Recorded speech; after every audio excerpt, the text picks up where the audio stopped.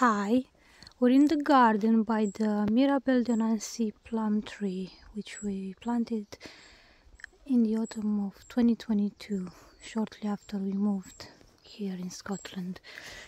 The other day I was walking through the garden and here's what I found. Because I didn't put any protection for the trees, it was bound to happen. So a deer must have come through the garden, probably walked through the Leyland hedge and decided to use this to scratch, and it caused this big bruise on the plum tree, on the trunk. So what I'm going to try and do, rather than leaving it like this, I found it the other day, I think yesterday or the day before, and I was gonna leave it like this, but I don't think that's a good idea. So the minimum I can do for now, I thought, is to cover it with some soil, and hopefully that will help heal the wound. Even better would be to put some sort of cloth around it and tie it, because the soil will be washed away by the rain. But I need to start working on the text for the book, and I just want to do something quickly, and maybe in the next few days I'll put a cloth as well. But for now I really want to put some soil. You can see it doesn't look good at all. It's been either munched on or the deer scratched itself on the tree. So as I was saying, what I'm going to do is take some soil and apply it there, and we'll see if the tree recovers. It's just above the graft area, so not good at all. Earlier in the year I did an experiment, tried an experiment, and I'll get to that in a second. So if you've seen my previous videos, you might know that I've tried to air prune the apple to propagate it. I've seen people doing it online, but I wasn't careful enough when I did it. I realized shortly after I wrapped the soil around and tied it here that I should have removed the bark all around. And I think what I did, I only removed the part, and if I do that, which is what I did, the bark will actually grow. Hence why I plan to do this to the plum tree. So for propagating the apple, I'll try again next year. Now it's too late, there's apples, I don't wanna stress the tree too much. But I will try again next year by removing the bark, the thin layer of bark, and putting soil again, and that should work. In 3 or 4 months roots will form on the tree.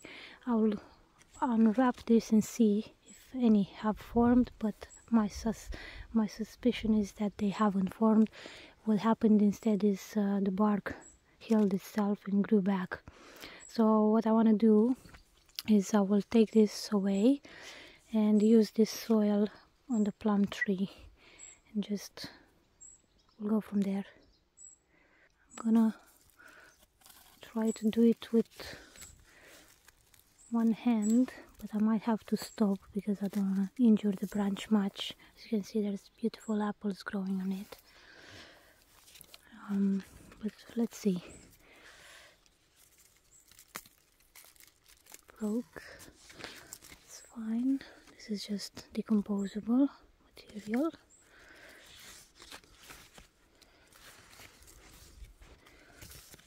I might use this one for the plum tree.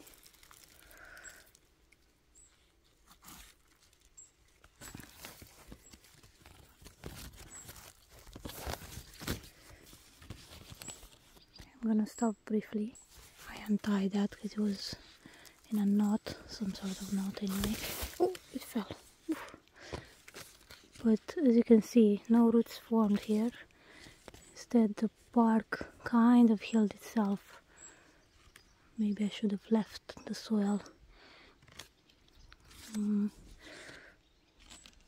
to heal even more, but hopefully it'll be okay. If not, I'll remove this branch in the autumn when I'll prune the apple tree again.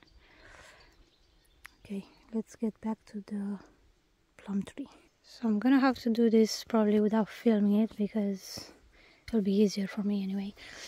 Here's the beautiful porridge. I've been munching on these for the last few days. They're quite delicious. Tastes a bit like cucumber. A bit sweet, gentle. Very pretty flowers. Very, very pretty. Easy to grow as well.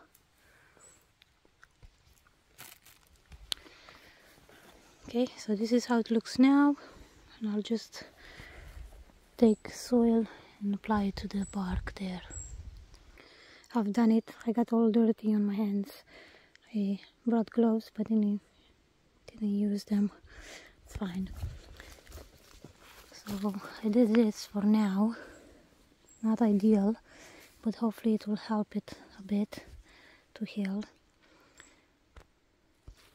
And I put some more soil there at the base where there were scratches.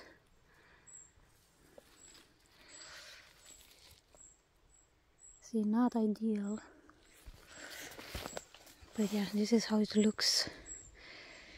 Ideally I would put a guard around the tree.